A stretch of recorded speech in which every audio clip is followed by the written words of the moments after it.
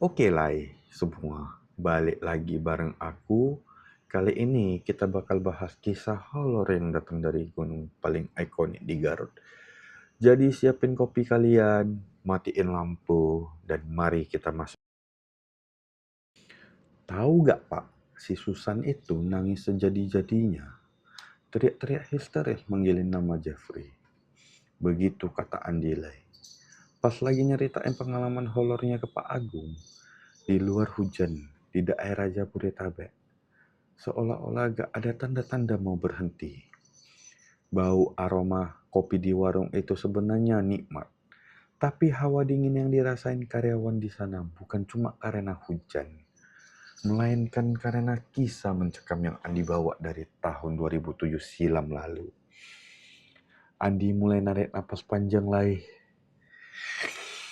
ngebawa memorinya balik ke Gunung Guntur yang tingginya 2249 mdpl itu.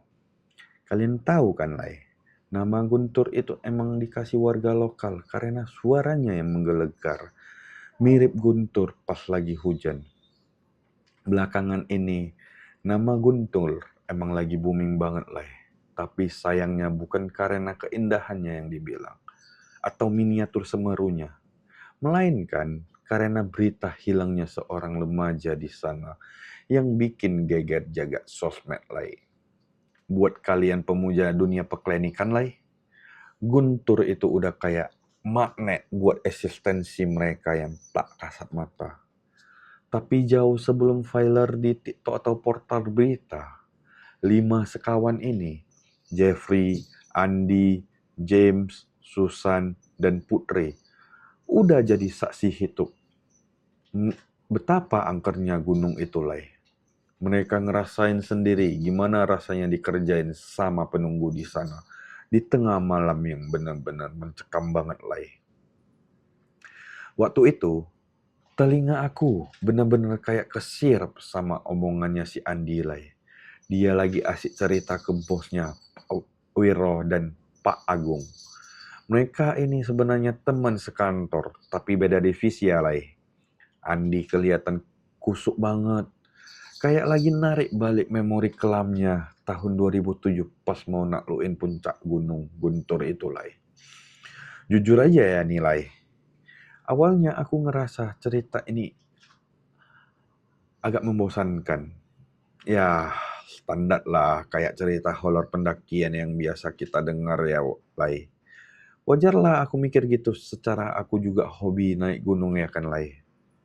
Tapi baru jalan 10 menit dia cerita, suasananya tiba-tiba berubah drastis, jadi kelam banget, Lai.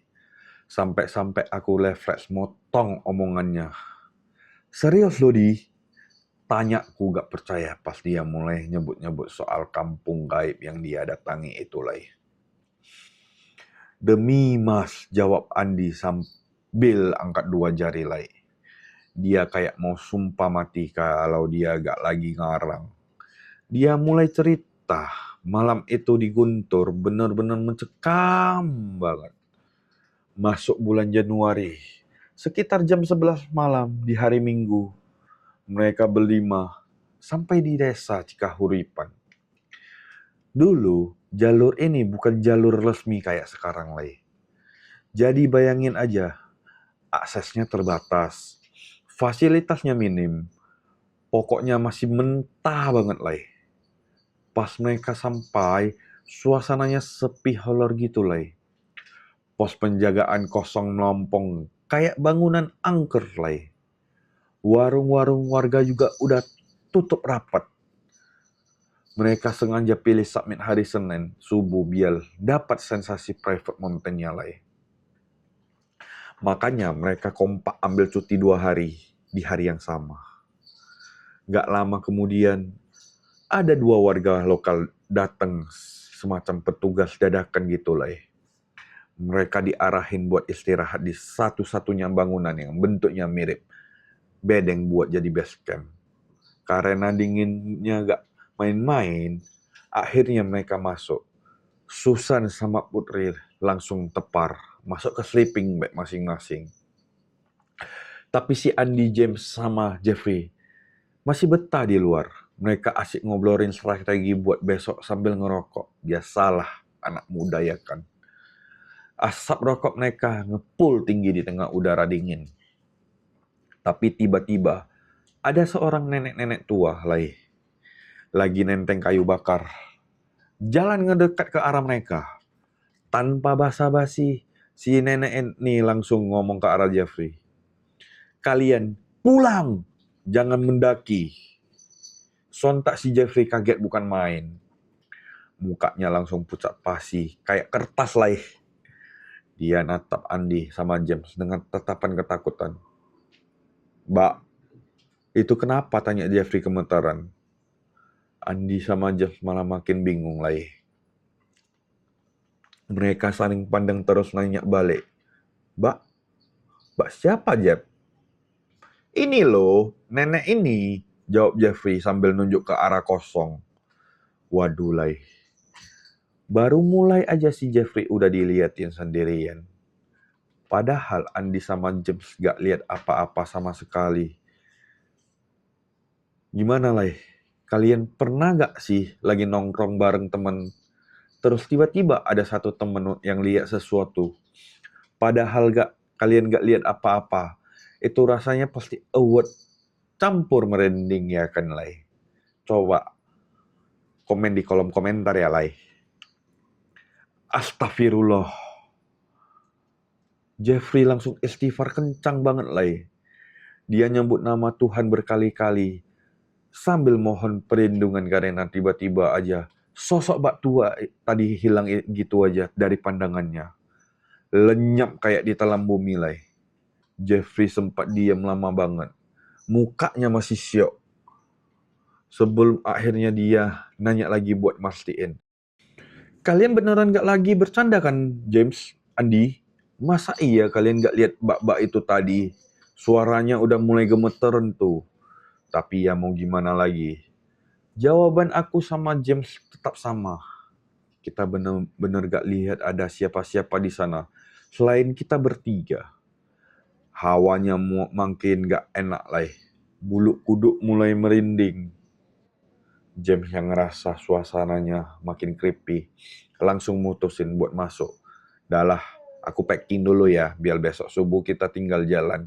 Kata James sambil ngacir masuk ke dalam bedeng. Ninggalin aku sama Jeffrey yang masih matung di luar. Dulai, baru mau mulai mendaki aja udah dapat sambutan kayak gitu.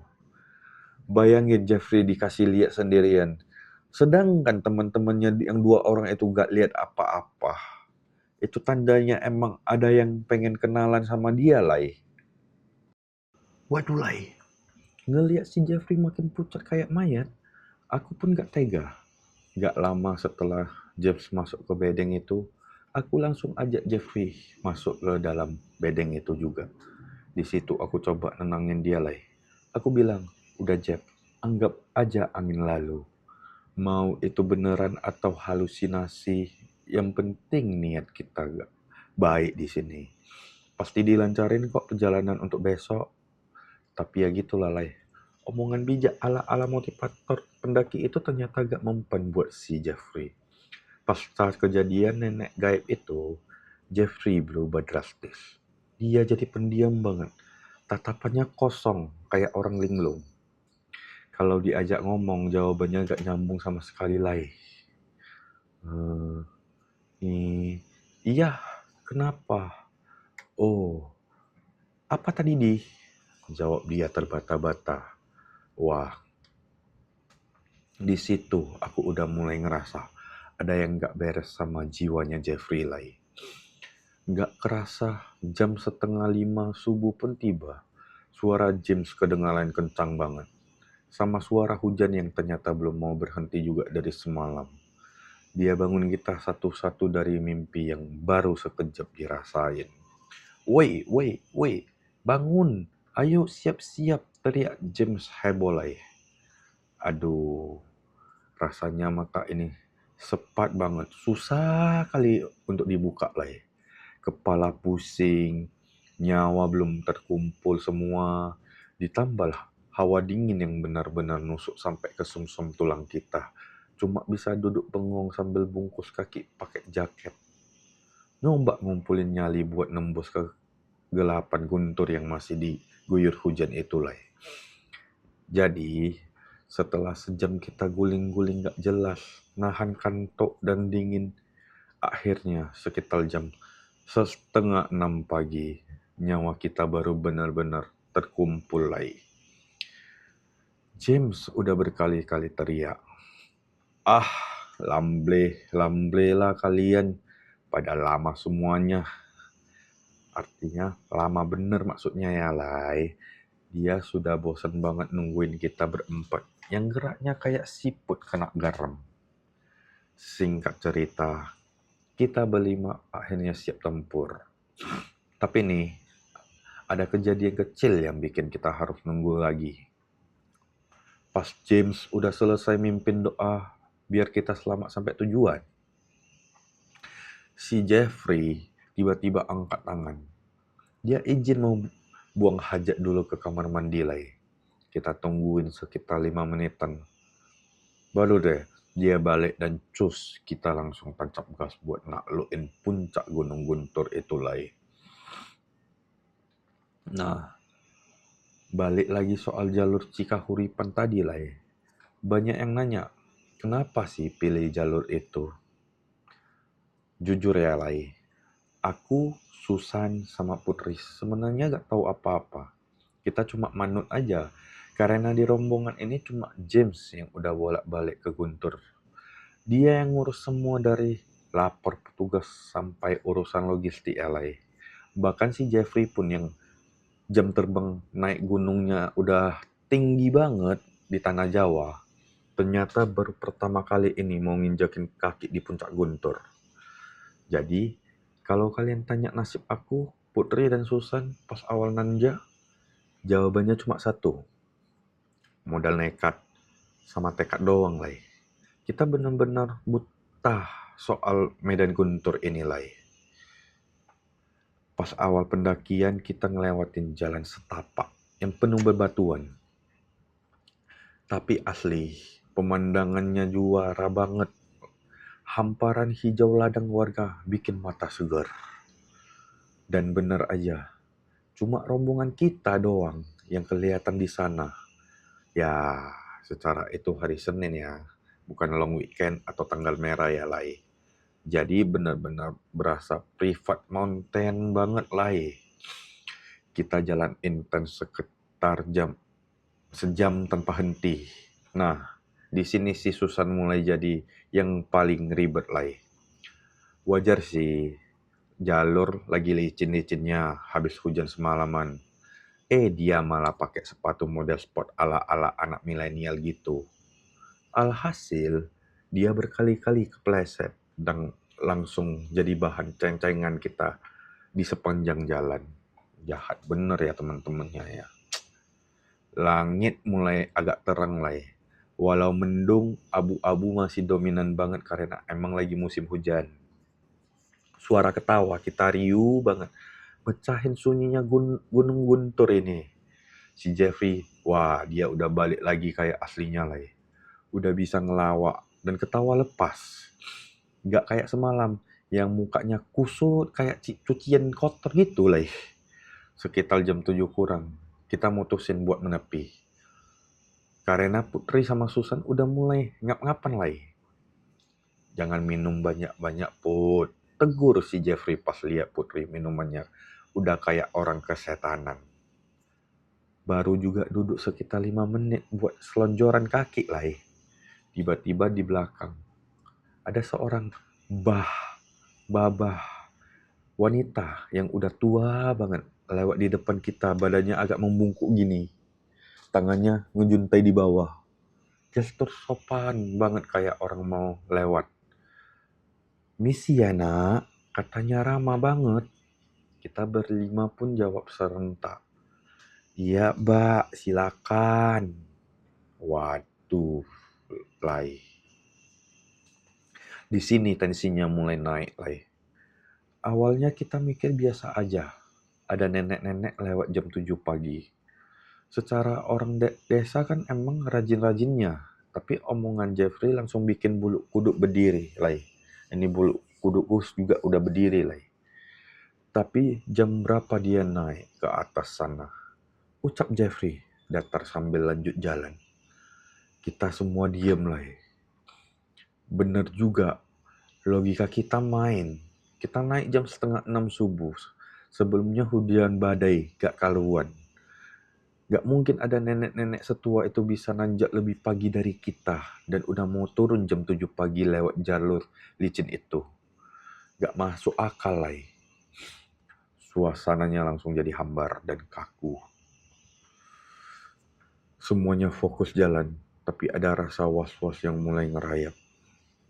Secara teknis, Lai, mendaki Gunung Guntur itu paling lama 4-6 jam udah nyampe puncak. Tapi ini udah 5 jam kita jalan intens. Pos 1 aja gak kelihatan batang hidungnya. Harusnya kita udah di puncak 4. Atau minimal dikit lagi summit. James yang paling tahu medan mulai frustasi, Lai. Dia maki-maki sendiri. Gak beres. Ini udah gak beres, Lai. Anehnya, Lai, kita gak ngerasa diputar-putar di tempat yang sama kayak cerita horor mainstream biasa. Pemandangan yang kita lewati itu berbeda. Terus, tapi tujuannya gak nyampe-nyampe. Kayak jalannya ditarik jadi makin panjang, Lai. Kita mutusin istirahat sejam buat nengenin pikiran. Jam udah nunjukin pukul 1 siang, Lai. Bayangin, 7 jam nanjak, tapi gak nemu tanda-tanda pos sama sekali. Jeffrey akhirnya ambil alih komando. 15 menit lagi kita jalan ya. Pas jalan, hujan gerimis turun makin nambah penderitaan kita. Formasi kita berubah. Jeffrey di depan, James jaga di belakang. Medan berubah jadi tanjakan pasir berkerikil yang bikin betis mau meledak, Lai. Putri sama Susan udah pucat pasi. Napas mereka udah tersengal-sengal. Jeff, tahan dulu, kasihan yang lain, teriak James dari belakang. Tapi anehnya, Lai, Jeffrey malah kayak orang kesurupan. Dia cuma bilang, gak usah khawatir, tanpa nengok ke belakang sama sekali. Dia terus jalan kencang, acuh banget sama Susan yang sampai nangis-nangis minta berhenti. Jeffrey kayak bukan Jeffrey yang kita kenal, Lai. Jadi gini, Lai. Bayangin posisi aku waktu itu. Jeffrey udah hilang entah kemana. Ninggalin kita berempat yang sudah surrender. James akhirnya sigap diriin tenda mungil buat kita berteduh karena Putri sama Susan udah agak sanggup jalan lagi. Pas kita lagi diskusi, James mulai emosi. Dia bilang, secara logika, 7 jam jalan itu kita harus udah sampai puncak 4. Tapi ini boro-boro sampai puncak pos 1 aja gak nemu. James sampai bilang, kita ini entah nyasar, entah sudahlah. Malam tiba, suasana makin kaos, Lai. Kita empatan di tenda kapasitas 2 orang. Masalah makin pelik karena kompor tenda cowok sama logistik utama ada di tas kelirnya si Jeffrey. Kita cuma makan mie instan mentah yang diremes, Lai. Sedih banget kan? Nah, sekitar jam 7 atau 8 malam, pas gerimis mulai reda, tiba-tiba serak, ada suara langkah kaki di luar tenda. Terus ada suara orang bilang, permisi mas, naik dulu. Ramah banget, Lai. Kas pendaki yang lagi pas-pasan. James langsung buka tenda, nyenter ke sana kemari. Tapi kosong, Lai. Jalur pendakian itu sepi senyap. Pas James lagi bingung, tiba-tiba kabut tebal turun dari James hilang dari pandangan aku sama Susan. Susan udah histeris. Dia narik tangan aku kencang banget. Suruh James masuk. Suruh masuk. Pas aku keluar tenda mau nyari James, James beneran hilang, Lai. Pas aku masuk lagi ke tenda si Susan, udah meringkuk gemetaran. Mukanya pucat pasi. Aku tanya dia, lihat apa jawabnya bikin jantung mau copot lah. Mbak, tadi yang pagi ada di depan tenda di matanya hitam semua. Mulutnya penuh darah. Terus pendaki yang tadi pemisi itu, mukanya udah hancur. Mereka lambai-lambai tangan kayak manggilin kita. Gini-gini. Ih, ih. Belum sempat aku nyerna omongan Susan, tiba-tiba ada suara ngerang kenceng dari dalam tenda. Pas kita nengok ke Putri, astagfirullah. Putri udah duduk tegak, matanya hitam semua. Ngerang kayak macan lai. Aku sama Susan langsung loncat keluar tenda. Lari sejadi-jadinya. Tapi pas kaki kita baru napak keluar, jing. Pemandangannya berubah total lai. Yang tadinya hutan bebatuan, tiba-tiba berubah jadi perkampungan kuno yang diterangi banyak obor. Aku benar-benar frustasi sampai teriak. Aku di mana? Gila gak tuh lai? Pas kita nengok ke belakang, tenda kita udah hilang lai. Yang ada cuma tanah lapang. Terus si Putri, dia jalan dengan tatapan kosong. Kayak robot menuju ke arah perkampungan gaib itu. Aku coba tarik tangannya, tapi dia kayak gak ngerasa apa-apa lai. Astagfirullah, lai. Ini benar-benar fase paling kritis dan bikin jantung mau copot lai. Pas aku pegang tangan Putri buat nahan dia malah nengok pelan ke arah aku. Bayangin lai, matanya yang tadinya normal, sekarang berubah jadi hitam pekat semua. Terus dia ketawa cekikikan. Asli, itu tawa paling horor yang pernah aku dengar seumur hidup, lai. Aku refleks ngelepasin genggaman karena saking merindingnya. Terus Putri ngomong pakai bahasa Sunda kuno gitu, lai. Aku gak paham artinya, tapi dari nadanya yang ngebentak, itu jelas sebuah ancaman maut buat kita semua, lai. Pas momen itu juga tiba-tiba obor-obor di depan kita nyala makin terang. Dari rumah-rumah kayu yang kelihatan jadul itu, keluar satu persatu sosok penghuninya. Bukan orang biasa, lai. Mereka itu sekumpulan manusia-manusia yang udah ujur banget. Tapi mukanya, ya Tuhan, mengerikan banget, lai. Pakaian mereka kayak baju adat zaman dulu yang udah lusuh gitu, lai. Mereka jalan pelan banget ke arah kita. Ngepung kita pelan-pelan sampai ngebentuk lingkaran gitu, lai. Aku cuma bisa mundur sambil merangkak saking lemesnya, lai. Sementara si Susan makin kenceng narik baju aku dari belakang sambil bisik-bisik ketakutan. Dih, aku takut. Kita gak bakal dibakarkan, Dih. Aku coba nenangin Susan walau sebenarnya aku sendiri udah mau pingsan, lai. Pas mereka makin dekat, cahaya obor itu makin jelas nyenter ke muka-muka mereka. Dan disitulah aku lihat pemandangan yang gak bakal pernah aku lupain. Ada yang matanya bolong, gak ada bola matanya sama sekali, lai. Ada yang wajahnya penuh borok-borokan, bernanah, sampai ada yang kepalanya netesin darah segar ke rambut putih tipis mereka, lai. Ayo.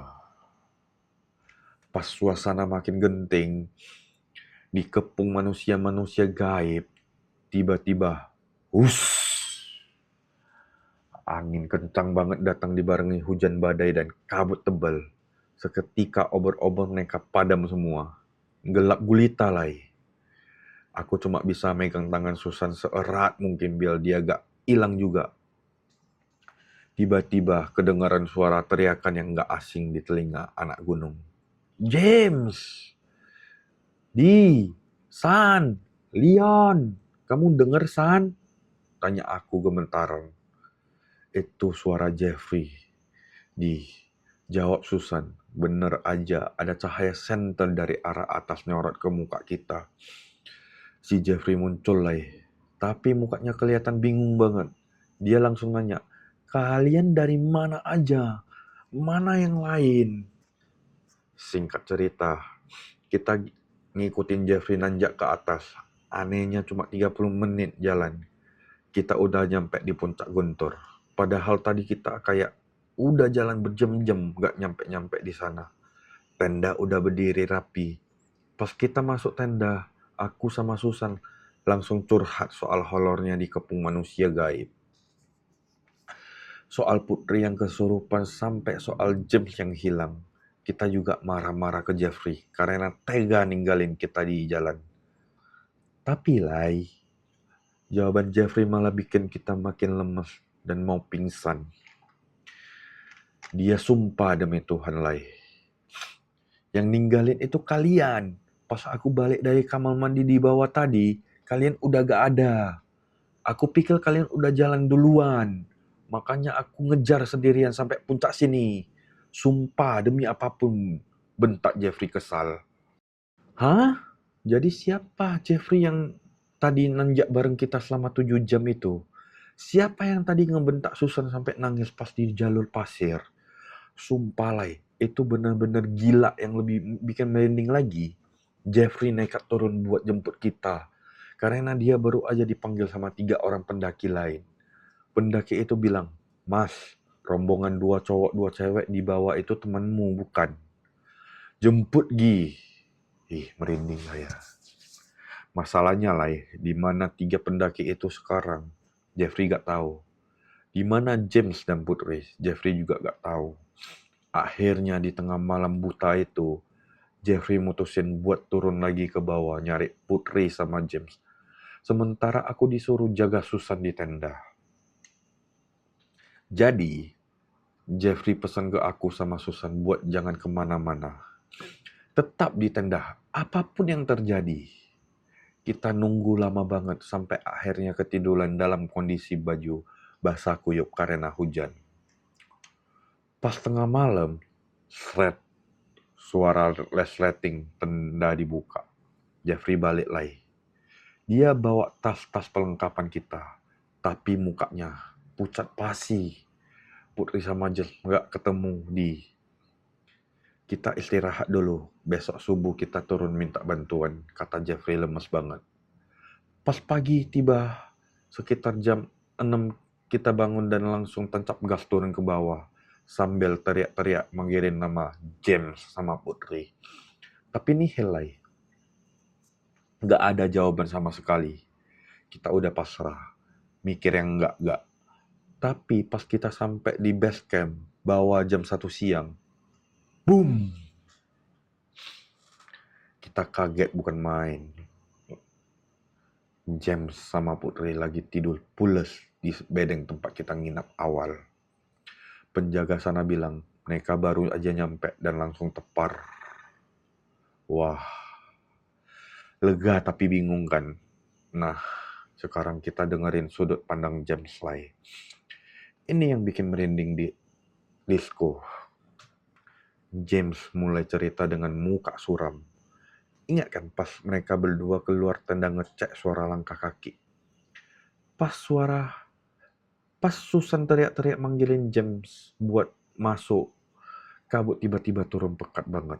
James masih penasaran, dia nyenter sana sini, nyari jejak pendaki misterius itu. Dia masih dengar jelas suara Susan teriak. Suruh James masuk di, cepat!